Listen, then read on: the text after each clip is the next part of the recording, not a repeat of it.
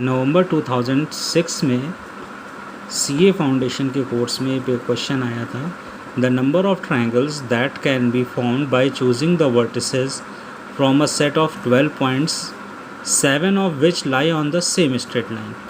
यहाँ पे आपके पास जो नंबर ऑफ पॉइंट्स हैं वो आप 12 हैं, और out of 12 there are 7 points on a straight line.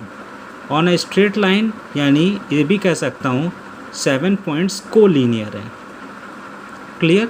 अगर कोई पॉइंट्स कोलिनियर होते हैं देन जो हम लोग फॉर्मूला डायरेक्टली यूज़ कर सकते हैं in the permutation in combination, that is NC2, because यहाँ पे ट्रायंगल्स बनाने हैं तो NC3 minus MC3, where M is collinear points, M जो होता है वो कोलिनियर पॉइंट्स होता है, N होता है आपका ऑल पॉइंट्स। तो यहाँ पे फॉर्मूला आ जाएगा 12C3 माइनस 7C3।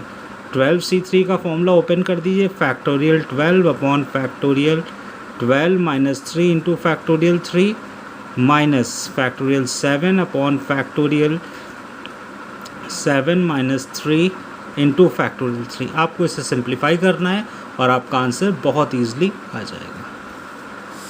तो सॉल्व कर लेते हैं हम लोग। देखिए, factorial 12 upon factorial 9 into factorial 3 minus factorial 7 upon factorial 4 into factorial 3। 12 को ओपन करिए 9 तक, 12 11 10 9 पे रोक दीजिए, अपॉन 3 2 1 और फैक्टोरियल 9। फैक्टोरियल 9 कैंसिल हो जाएगा, 3 4 ज़ा 2 5 ज़ा 5 4 ज़ा 20, दैट इज़ 220 माइनस, इसको ओपन करिए 7 5 6 फैक्टोरियल 4 अपॉन 4 फैक्टोरियल स्टॉप करिए 3 2 1 कैंसिल आउट, 3 2 ज़ा और 2 1 ज़ा 7 5 ज़ा 35, सब्ट्रैक्ट करिए, दिस इज़ 185। आपका आंसर आ जाएगा 185। This is option A. तो आपने क्या फॉर्मूला देखा, अगर नंबर ऑफ ट्रायंगल्स आपको फाइंड करने हैं इन विच सम पॉइंट्स आर कोलिनियर, तो आप ये फॉर्मूला लगाएंगे NC3 माइनस MC3। बहुत सिंपल तरीके से आप कर सकते हैं। फॉर्मूला क्या है, NC3 माइनस MC3। इसमें M है कोलिनियर पॉइंट्स और N है all points. This is M और this way. Next question try करते हैं हम लोग। A code word is the consist of 2 English alphabet. A code word is to consist of 2 English alphabets followed by 2 distinct number between 1 and 9। जो 2 English alphabets, हमारे पास English alphabet कितने होते हैं ज़रा बताइए मुझे। बिल्कुल clear, we have English alphabet 26 होते हैं। 2 प्लेसेस पे आप इंग्लिश अल्फ़ाबेट अरेंज करिए। हमें क्या करना, code word is to consist of 2 English alphabet followed by 2 distinct number between 1 and 9। 2 distinct number, यहाँ पे आपको इंग्लिश अल्फ़ाबेट लिखना है और यहाँ 2 जगह पर आपको 1 से 9 यानी 0 का यूज़ नहीं करना है।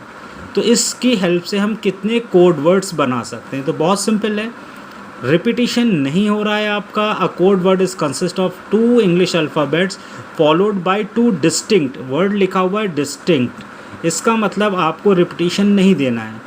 तो अगर आप 26 अल्फ़ाबेट्स में कोई भी एक अल्फ़ाबेट यहाँ अरेंज कर दोगे तो ये 26 वेज हो जाएंगे, यानी इस ब्लॉक को फिल करने के लिए आपने कोई एक अल्फ़ाबेट अरेंज कर लिया, फिक्स कर लिया कोई भी एक। अब जो फिक्स कर लिया है अल्फ़ाबेट उसको आप इस प्लेस पे नहीं डाल सकते हो, तो इसका हो जाएगा 25 वेज। यहाँ पे अल्फ़ाबेट आना नहीं है, यहाँ पे आना है डिजिट, बिकॉज क्वेश्चन में लिखा है फॉलोड बाय 2 डिजिट्स। तो अब डिजिट्स आपके पास 9 है टोटल, 1 है 2 3 4 5 6 7 8 9 डिजिट है। इनमें से कोई एक यहाँ पे आप फिक्स करोगे तो 9 वेज से फिक्स कर सकते, that is called 9W, W means ways. और यहाँ पर जब फिक्स करोगे इस पासवर्ड के लिए तो 8 वेज। अब आपको सारे वेज मालूम हो गए कि कितने तरीके से हम अरेंज कर सकते हैं। अब आप इनको मल्टीप्लाई करिए, तो मल्टीप्लाई करना बहुत सिंपल है, 25 8 ज़ा 200 होता है, इंटू 26 9 ज़ा आप मल्टीप्लाई कर लो, 9 6 ज़ा 54, 9 2 ज़ा 18 एंड 54 23, ठीक है। नेक्स्ट इन दोनों को मल्टीप्लाई करिए तो 00864 46800 वेज आपका आंसर है, that is called option B. In this way, यानी कोई भी क्वेश्चन आपको अगर अल्फ़ाबेट्स के बारे में डिस्कस करता है तो माइंड में रखिए, अगर अल्फ़ाबेट नहीं दिए हैं तो देयर आर 26 अल्फ़ाबेट, एंड अगर आपको डिजिट्स नहीं दिए हैं तो there are 10 digits, but here digit दिया है 1 to 9, तो 0 को काउंट नहीं करना है। नेक्स्ट क्वेश्चन देखते हैं, question number third. Question number third आपसे कह रहा है कि 3 boys has 3 library tickets and 8 books of his interest in the library of these 8, he does not want to borrow mathematics part 2। क्वेश्चन बहुत सिंपल तरीके से आप रीड क्या करिए, बिल्कुल easy. A boy has 3 library ticket, तो उसके पास 3 लाइब्रेरी टिकट्स हैं, LT, ठीक है, and 8 books of his interest in the library of these 8, और 8 बुक्स उसको पसंद हैं कि कोई भी वो 8 बुक्स में से लेना चाहता है। He does not want to borrow mathematics part 2, उसे मैथ्स पार्ट 2 नहीं लेना है unless mathematics part 1 is also borrow. अगर वो मैथमेटिक्स पार्ट 2 लेता है तो उसे मैथमेटिक्स पार्ट 1 भी लेना पड़ेगा, यानी ये एक बॉक्स हो गया। अगर आपने मैथमेटिक्स 2 सेलेक्ट किया तो मैथमेटिक्स 1 भी सेलेक्ट करना पड़ेगा, यानी आपके पास 3 टिकट हैं तो 3 में से आपका वेस्ट हो जाएगा 1 टिकट।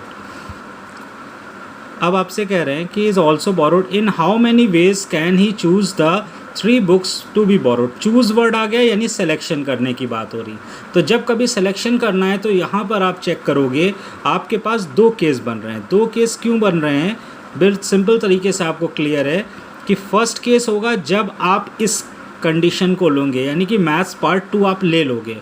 तो फर्स्ट केस मैं बनाता हूँ जब मैथ्स पार्ट 2 आपने ले लिया था, तो इसका मतलब मैथ्स पार्ट 1 भी आपने लिया, यानी 2 का सिलेक्शन कंपलसरी हो गया। तो 8 बुक्स में से आपने 2 तो फाइनलाइज कर लिया, देयरफॉर 6 बुक्स बच रही हैं।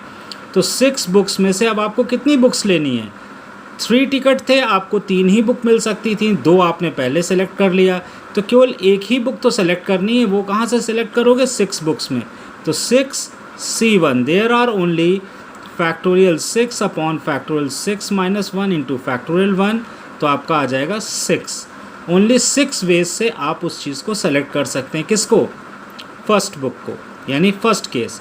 सेकंड केस आपका क्या बन रहा है, सेकंड केस जो है वो ये कहता है अब कि आपने मैथ्स 2 सेलेक्ट नहीं किया, बट क्या आप जब मैथ्स 2 नहीं ले रहे हो तो क्या मैथ्स 1 पे आपके कोई कंडीशन है, नहीं, मैथ्स 1 आप ले सकते हो और प्लस 6 अदर बुक्स भी ले सकते हैं। तो अब आपके पास कितनी बुक्स बच रही हैं, टोटल 7 बुक्स बच रहे हैं। ये इम्पॉर्टेंट लाइन है, देखिए आपने मैथ्स 2 नहीं लिया है, इसका मतलब मैथ्स 1 नहीं ले सकते हो, ये कंडीशन जस्टिफाई नहीं हो रही है। मैथ्स 1 आप ले सकते हो और 6 अदर भी ले सकते हो।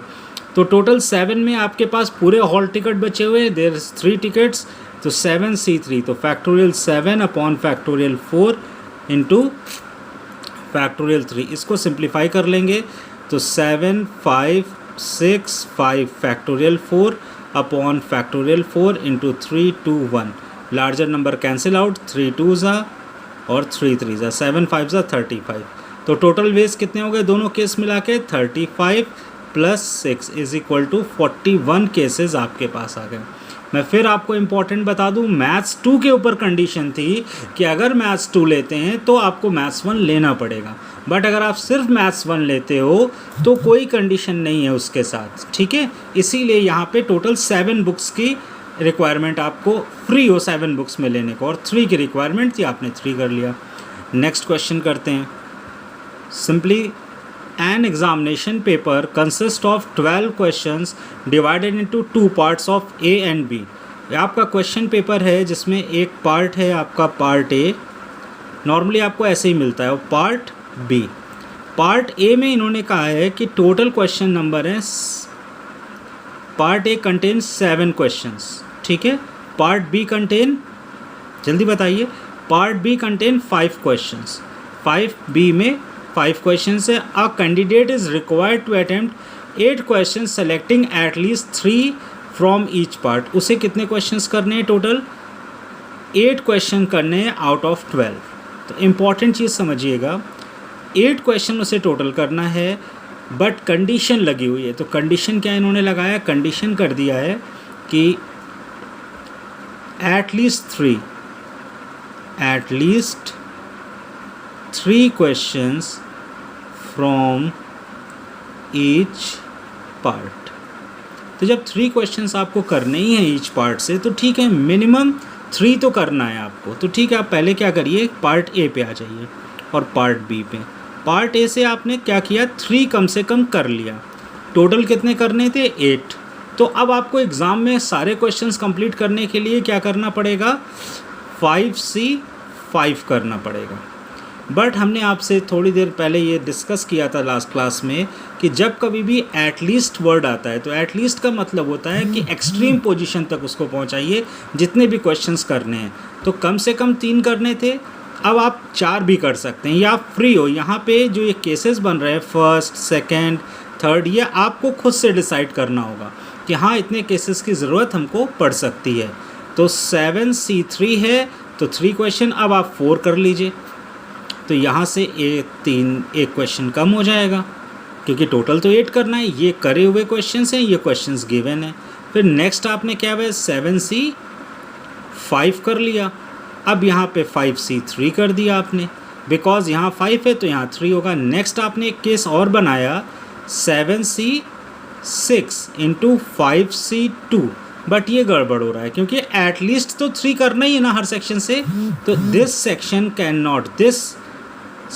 Can not be possible, because ये 3 से कम हो रहा है। हमें तो 3 कम से कम चाहिए, तो हमारे पास केवल ये 3 सिलेक्शन हो रहे हैं जो हमें सॉल्व करने हैं। ठीक है, 7C3 कितना होता है ये आप सॉल्व कर लो। Factorial 7 upon factorial 4 factorial 3 into 5C5, this is called 1 way. अगर आपको सारे में से सब सेलेक्ट करना है तो केवल 1 वे होता है कि आप फुल करना है। 7C4 फिर factorial 7 upon factorial 4 into factorial 3 into 5C4, ये this is 5 ways. Last one 7 factorial upon 2 factorial into factorial 5 into 5C3 यानी 5 फैक्टोरियल और 3 फैक्टोरियल और 2 फैक्टोरियल। सिंप्लीफाई कर लो, फैक्टोरियल 7 अपॉन 4 इंटू 3 है, तो 7 into 5 6 into 5 upon factorial 4 factorial 3 को open कर देता हूँ, 3 into 2 into 1 into factorial 4 cut कर दीजिए, 3 2 6 यानी 35 वेज।